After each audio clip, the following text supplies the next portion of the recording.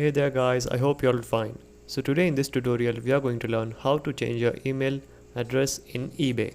So without further ado, let's get started. So you will need to simply go on the top left corner and click on account settings. And as you can see, there's an option called personal information. Just click on it. And now you will find the email address that you have put here. You just need to click on edit. And I will put a different email here. Okay, now click on save. It will send a security code to the email that you have put here. So just check it if you have received it. Okay, so put the security code here. Click on verify. There you go. We have updated successfully our email address.